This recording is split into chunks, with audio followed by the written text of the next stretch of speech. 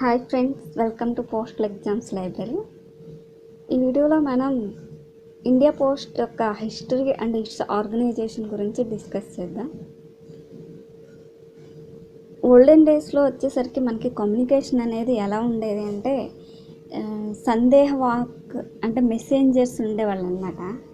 వాళ్ళే మనకి ఈ ఇన్ఫర్మేషన్ అండ్ మెసేజెస్ని ఒక రాజ్యం నుంచి ఇంకొక రాజ్యానికి తీసుకురావడం, అలాగే ఈ పర్సన్ ఒక రాజు నుంచి ఇంకొక రాజుకి ఇన్ఫర్మేషన్ అనేది అందించడం చేసేవాళ్ళు. ఆ తర్వాత అల్లావుద్దీన్ ఖిల్జీ రాజ్యం ఆయన పరిపాలించినప్పుడు ఎలా ఉండేదంటే, అది 1296 సంవత్సరంలో అతను ఒక హార్స్ అండ్ ఫుట్ పోస్టల్ సిస్టమ్ని ఇంట్రడ్యూస్ చేశారనమాట.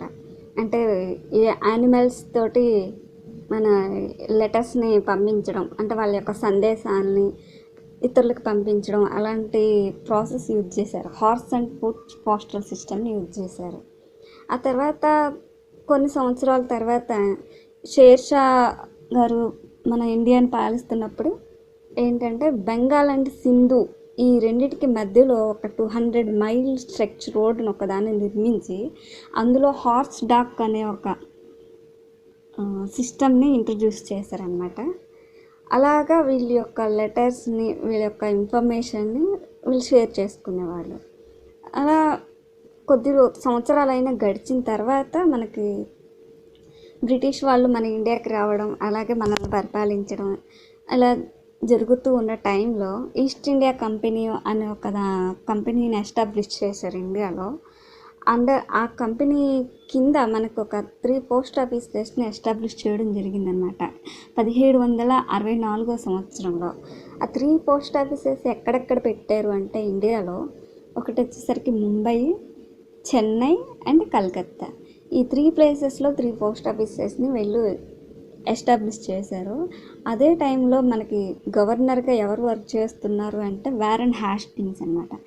ఇతను ఏంటంటే, ప్రజలందరికీ పోస్టల్ సర్వీసెస్ అనేవి అందుబాటులో ఉండాలి, ఈ సర్వీసెస్ని ఈ సేవలన్నిటి ప్రజలకు అందించాలి అనే ఒక ఉద్దేశంతో 1764 సంవత్సరంలో మనకు పోస్టల్ ఆఫీస్ని ఆర్గనైజేషన్ చేయడం జరిగిందనమాట.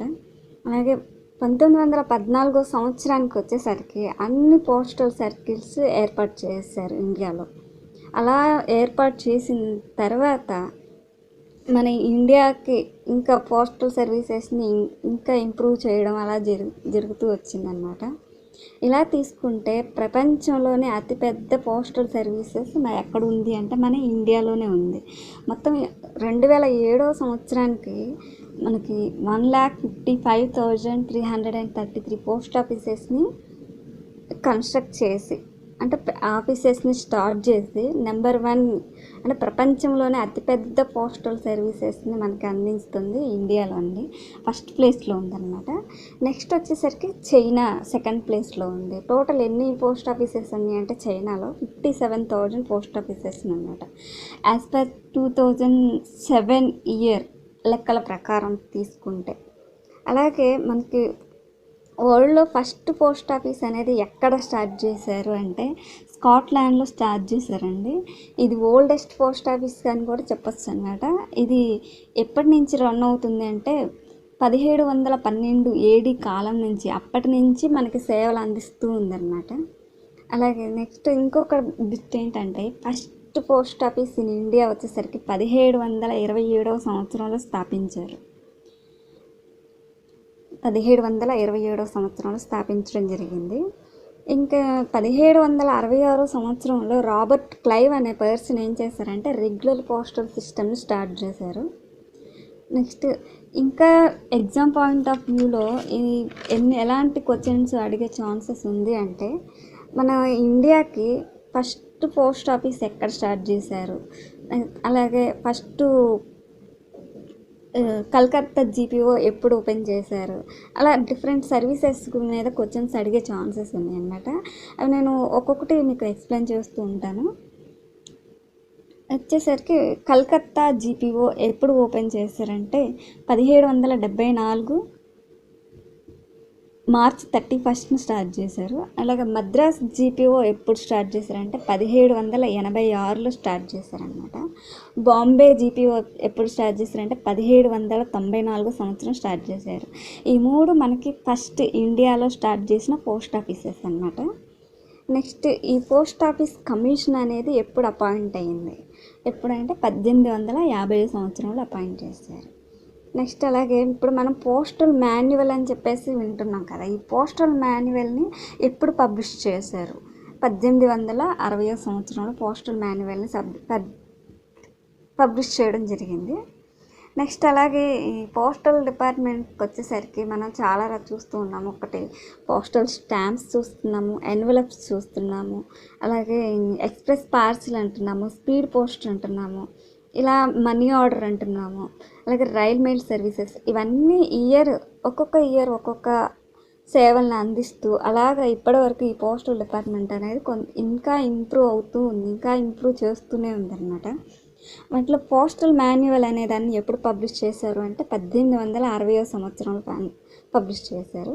అలాగే ఈ ఎన్వలప్ అనేది ఎప్పుడు స్టార్ట్ అయింది, ఎన్వలప్స్ని సేల్ చేయడం ఎప్పుడు స్టార్ట్ అయింది అంటే 1873 సంవత్సరంలో స్టార్ట్ చేశారు. అలాగే యూనివర్సల్ పోస్టల్ యూనియన్ అనే ఒక దాన్ని పెట్టారనమాట. ఈ యూనివర్సల్ పోస్టల్ యూనియన్లో మన ఇండియా ఎప్పుడు జాయిన్ అయింది అంటే 1876 సంవత్సరంలో జాయిన్ అయిందండి. అలాగే ఈ పోస్ట్ కార్డ్స్, అలాగే rail mail service, money order ఇలాంటివన్నీ ఎప్పుడు ఇండియాలో ఇంట్రడ్యూస్ చేశారు అంటే 1879 నుంచి 1880 సంవత్సరం, అంటే 1 ఇయర్లోనే ఈ 3 సర్వీసెస్ని ఇంట్రడ్యూస్ చేయడం జరిగింది.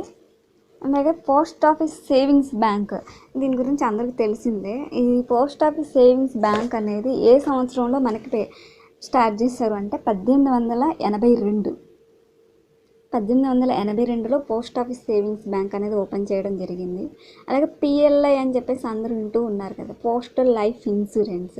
ఇది ఏ ఇయర్లో లాంచ్ చేస్తారు అంటే 1884 సంవత్సరం లాంచ్ చేశారు. అలాగే రెవెన్యూ స్టాంప్స్, ఈ రెవెన్యూ స్టాంప్స్ సేల్ చేయడం అనేది ఎప్పుడు స్టార్ట్ అయింది, ఏ ఇయర్లో స్టార్ట్ అయింది అంటే 1886లో స్టార్ట్ అయ్యింది. అలాగే పోస్టేజ్ స్టాంప్స్ ఎప్పుడు మనకి స్టార్ట్ చేశారు అంటే 1947 సంవత్సరంలో స్టార్ట్ చేశారు. నెక్స్ట్ ఇంకా స్పీడ్ పోస్ట్ అంటున్నాం కదా మనం, ఈ స్పీడ్ పోస్ట్ని ఎప్పుడు ఇంట్రడ్యూస్ చేశారు, ఏ సంవత్సరంలో ఇంట్రడ్యూస్ చేశారు అంటే 1986 సంవత్సరంలో ఇంట్రడ్యూస్ చేశారు. నెక్స్ట్ వచ్చేసరికి ఎక్స్ప్రెస్ పార్సిల్, ఈ సర్వీస్ని మనకి ఎప్పుడు అందించారు అంటే 1994 సంవత్సరంలో అందించారనమాట. ఇలా ఈ పోస్టల్ సర్వీసెస్ అన్నీ ఒక్కొక్కటి ఇంప్రూవ్ చేసుకుంటూ వచ్చారు. ఇంకొకటి ఏంటంటే మొత్తం ఈ డిపార్ట్మెంట్లోనే సాఫ్ట్వేర్ అనే దాన్ని ఒక కొత్తగా ఇంట్రడ్యూస్ చేశారనమాట. దాని పేరు మేఘదూత్ సాఫ్ట్వేర్. ఈ మేఘదూత్ సాఫ్ట్వేర్ ఏ ఇయర్లో ఇంట్రడ్యూస్ చేశారంటే 2003లో ఇంట్రడ్యూస్ చేశారు. నెక్స్ట్ వచ్చేసరికి ఈ పేమెంట్ సర్వీసెస్ అంటున్నాము. ఈ పేమెంట్ సర్వీసెస్ ఏ సంవత్సరంలో స్టార్ట్ చేశారంటే 2006 25 జూన్ ఈ డేట్న స్టార్ట్ చేశారనమాట.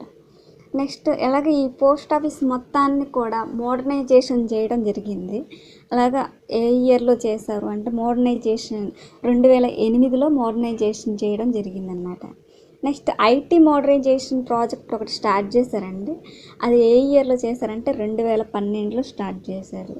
ఇంకా ఈ పోస్ట్ ఆఫీస్కి సంబంధించిన హిస్టరీకి సంబంధించిన దాని గురించి ఎలాంటి బిట్స్ అడిగే ఛాన్సెస్ ఉంది అంటే, మనం నేషనల్ పోస్టల్ డే అని సెలబ్రేట్ చేసుకుంటున్నాం కదా, every year national postal day ఎప్పుడు సెలబ్రేట్ చేసుకుంటున్నామంటే 10th అక్టోబర్కి సెలబ్రేట్ చేసుకుంటున్నాము. అలాగే వరల్డ్ పోస్టల్ డే ఎప్పుడు సెలబ్రేట్ చేసుకుంటున్నాం, లేదా ఇంటర్నేషనల్ పోస్టల్ డే అని కూడా అంటారండి. ఇది 9th అక్టోబర్కి సెలబ్రేట్ చేసుకుంటున్నాం మనం. అలాగే నేషనల్ పోస్టల్ వీక్ ఒక సెలబ్రేట్ చేసుకుంటారండి. అంటే ఈ వారం మొత్తం నేషనల్ పోస్టల్ వీక్ అంటే ఏంటంటే ఒక వారం మొత్తం కూడా ఈ పోస్టల్ డిపార్ట్మెంట్లో ఉన్న సర్వీసెస్ గురించి వాటి గురించి ప్రజలకు తెలియచేయడము, అలాగా ఒక ఈవెంట్ లాగా కండక్ట్ చేస్తారనమాట. ఈ పోస్టల్ వీక్ అనేది ఎప్పుడు సెలబ్రేట్ చేస్తారంటే October 9th నుంచి October 15th వరకు సెలబ్రేట్ చేసుకుంటారు.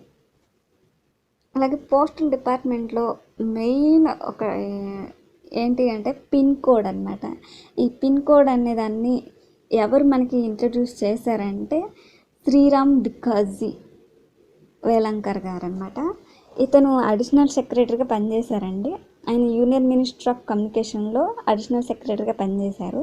అతను మనకి పిన్ కోడ్ అనే దాన్ని ఇంట్రడ్యూస్ చేయడం జరిగింది. ఎప్పుడు అంటే 1972 ఆగస్ట్ 15న ఈ పిన్ కోడ్ అనే దాన్ని ఇతను ఇంట్రడ్యూస్ చేశారనమాట. దీనిలో టోటల్ 6 డిజిట్స్ ఉంటాయి. ఈ 6 డిజిట్స్ ఒక్కొక్క డిజిట్ ఒక్కొక్క దాన్ని ఇండికేట్ చేస్తుంది అనమాట. ఫస్ట్ డిజిట్ ఏమి ఇండికేట్ చేస్తుందంటే రీజియన్, అది ఏ రీజియన్లో ఉంది అని చెప్పేసి మనకు ఐడెంటిఫై చేస్తుంది.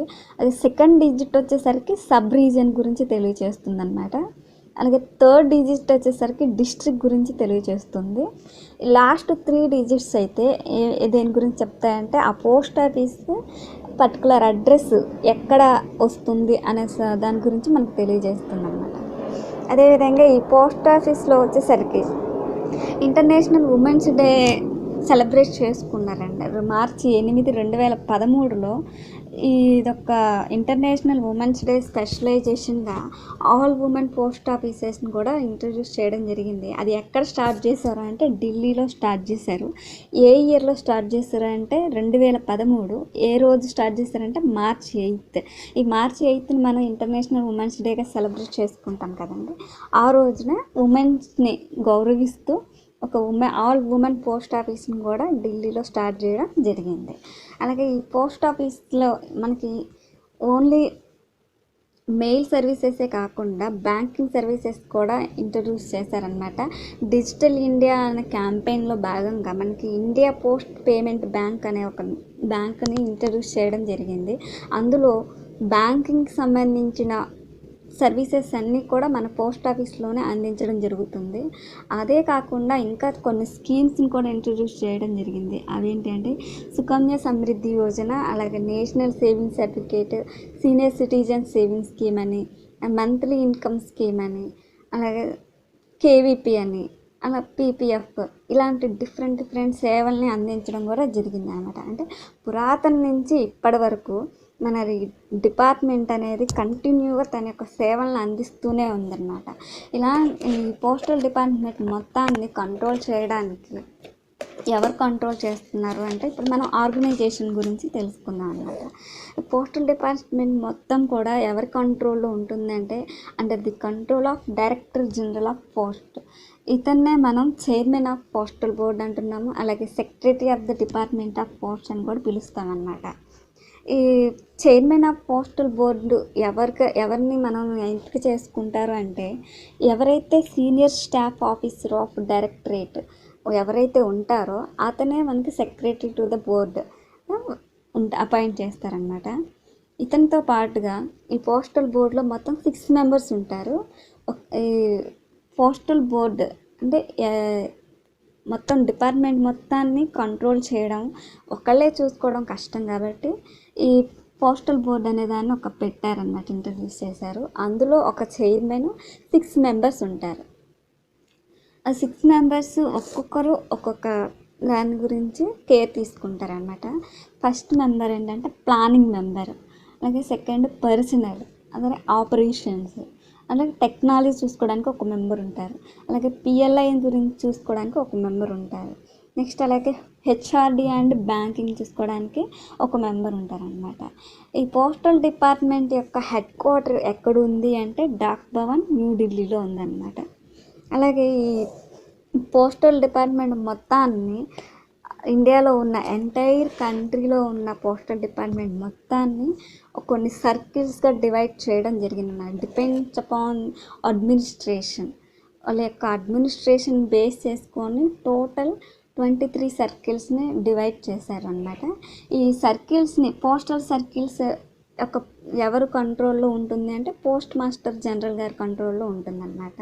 ఒక్కొక్క సర్కిల్ని చూసుకోవడానికి ఒక్కొక్క పోస్ట్ మాస్టర్ జనరల్ని అపాయింట్ చేస్తూ ఉంటారనమాట. ఈ 23 పోస్టల్ సర్కిల్స్ ఏమేంటియో ఇప్పుడు మనం డిస్కస్ చేద్దాము. ఫస్ట్ వచ్చేసరికి ఆంధ్రప్రదేశ్ అండి. ఈ ఆంధ్రప్రదేశ్ పోస్టల్ సర్కిల్ యొక్క హెడ్ క్వార్టర్ ఎక్కడుంది అంటే మనకి విజయవాడలో ఉంది. నెక్స్ట్ తెలంగాణ పోస్టల్ సర్కిల్ యొక్క హెడ్ క్వార్టర్ ఎక్కడుంది అంటే హైదరాబాద్లో ఉంది. నెక్స్ట్ అస్సాం యొక్క హెడ్ క్వార్టర్ ఎక్కడ ఉంది అంటే గౌహతిలో ఉందన్నమాట. నెక్స్ట్ బీహార్ పోస్టల్ సర్కిల్ యొక్క హెడ్ క్వార్టర్ ఎక్కడ ఉంది అంటే పాట్నా. నెక్స్ట్ ఛత్తీస్గఢ్ పోస్టల్ సర్కిల్కి హెడ్ క్వార్టర్ ఎక్కడ ఉందంటే రాయ్పూర్ అన్నమాట. Next Delhi postal circle head quarter న్యూఢిల్లీలో ఉంటుంది. నెక్స్ట్ గుజరాత్ అండి. ఈ గుజరాత్ మీరు కొంచెం ఇంపార్టెంట్, జాగ్రత్తగా గుర్తుపెట్టుకోవాలన్నమాట. ఈ గుజరాత్ పోస్టల్ సర్కిల్ కింద దాద్రా నగర్ హవేలీ అండ్ డామన్ డయ్యూ, గుజరాత్ ఈ 3 స్టేట్స్కి కలిపి మనకి ఒకటి హెడ్ క్వార్టర్ ఉంటుంది, అది అహ్మదాబాద్ అన్నమాట. నెక్స్ట్ హర్యానా పోస్టల్ సర్కిల్ని చూసుకోవడానికి మనకి హెడ్ క్వార్టర్ అంబాలా ఉంది. Next Himachal Pradesh head quarter Shimla. Next Jammu కాశ్మీర్కి శ్రీనగర్ అన్నమాట. నెక్స్ట్ జార్ఖండ్ హెడ్ క్వార్టర్ వచ్చేసరికి Ranchi. Next Karnataka postal circle head quarter వచ్చేసరికి బెంగళూరులో ఉంది. నెక్స్ట్ కేరళలో 2 ఉంటుంది అన్నమాట, కేరళ అండ్ లక్షద్వీప్. ఈ రెండింటికి కలిపి ఒకటే హెడ్ క్వార్టర్, అది త్రివేంద్రం. నెక్స్ట్ మధ్యప్రదేశ్ భోపాల్. అలాగే మహారాష్ట్ర అండ్ గోవా ఈ రెండింటికి కలిపి ఒకటే హెడ్ క్వార్టర్, అది ముంబైలో ఉంది. నెక్స్ట్ నార్త్ ఈస్టర్న్ స్టేట్స్ తీసుకుంటే మొత్తం 6 ఉన్నాయండి. అవేంటి అంటే అరుణాచల్ ప్రదేశ్, మణిపూర్, త్రిపుర, మిజోరాం, మేఘాలయ అండ్ నాగాల్యాండ్. ఈ 6 స్టేట్స్కి కలిపి ఒకటే హెడ్ క్వార్టర్ ఉంది, అది షిల్లాంగ్ అన్నమాట. నెక్స్ట్ ఒరిస్సా పోస్టల్ సర్కిల్ తీసుకుంటే హెడ్ క్వార్టర్ భువనేశ్వర్లో ఉంది. నెక్స్ట్ పంజాబ్ అండ్ చండీగఢ్ ఈ 2 పోస్టల్ సర్కిల్స్కి head quarter Chandigarh. Next Rajasthan తీసుకున్నట్లయితే జైపూర్. నెక్స్ట్ తమిళనాడు అండ్ పాండిచ్చేరి ఈ 2 పోస్టల్ సర్కిల్స్కి మనకి హెడ్ క్వార్టర్ చెన్నైలో ఉంటుంది. నెక్స్ట్ ఉత్తరప్రదేశ్ హెడ్ క్వార్టర్ ఎక్కడంటే లక్నోలో ఉంది. నెక్స్ట్ ఉత్తరాంచల్ అన్నమాట. ఈ ఉత్తరాంచల్ పోస్టల్ సర్కిల్కి హెడ్ క్వార్టర్ వచ్చేసరికి డెహ్రాడూన్లో ఉంది. నెక్స్ట్ వెస్ట్ బెంగాల్కి అండ్ అండమాన్ నికోబార్ ఈ 2 పోస్టల్ సర్కిల్స్కి కలిపి మనకి హెడ్ క్వార్టర్ ఎక్కడ ఉంది అంటే కలకత్తాలో ఉందన్నమాట. The whole country divided into 23 postal circles. Each circle is headed by a chief postmaster general అన్నమాట. ఈ 23 పోస్టల్ సర్కిల్స్ని డివైడ్ చేసిన తర్వాత ఒక్కొక్క సర్కిల్ని చూసుకోవడానికి ఒక్కొక్క చీఫ్ పోస్ట్ మాస్టర్ జనరల్ గారిని వీళ్ళు అపాయింట్ చేస్తారనమాట. ఈ 23 పోస్టల్ సర్కిల్స్తో పాటు మనకి ఇంకొక సర్కిల్ ఉంది, దాన్ని బేస్ సర్కిల్ అంటారు. Base circle is headed by additional director general అనమాట. ఈ బేస్ సర్కిల్ ఎందుకోసం పెట్టారంటే మనకి ఆర్మడ్ ఫోర్సెస్ వాళ్ళు ఉన్నారు కదా, వాళ్ళకి పోస్టల్ సర్వీసెస్ అందించడం కోసం ఈ బేస్ సర్కిల్ పెట్టడం జరిగింది. అలాగే ఈ ప్రతి సర్కిల్ని కూడా ఇంకా రీజియన్స్గా డివైడ్ చేస్తారనమాట. ఈ రీజియన్స్నే మనం డివిజన్స్ అని కూడా అంటాం. ఈ రీజియన్స్ని ఇంకా డివిజన్స్గా డివైడ్ చేయడం జరిగింది. అవేంటి అంటే ఒకటి పోస్టల్ డివిజన్, అలాగే ఆర్ఎంఎస్ డివిజను. ఈ రీజియన్ చూసుకోవడానికి ఏమంటే రీజియన్ హెడ్ ఎవరు ఉంటారంటే పోస్ట్ మాస్టర్ జనరల్ ఉంటారు. అలాగే పోస్టల్ డివిజన్, ఆర్ఎంఎస్ డివిజన్ని చూసుకోవడానికి ఎవరు ఉంటారంటే senior superintendent of post offices and superintendent of post offices ఉంటారనమాట. అలాగే ఈ సర్కిల్స్, రీజియన్స్, డివిజన్స్తో పాటు ఇంకా మనకి సర్కిల్ స్టాంప్ డిపోట్స్, అలాగే postal store డిపోట్స్, mail motor services ఇవి కూడా డివైడ్ చేయడం జరిగిందనమాట. పోస్టల్ డిపార్ట్మెంట్ యొక్క హిస్టరీ అండ్ ఆర్గనైజేషన్ గురించి ఈరోజు మనం తెలుసుకున్నాము. ఈ వీడియో కనుక మీకు నచ్చినట్లయితే లైక్ చేయండి, షేర్ చేయండి, అలాగే మన ఛానల్ని సబ్స్క్రైబ్ చేయడం మాత్రం మర్చిపోకండి.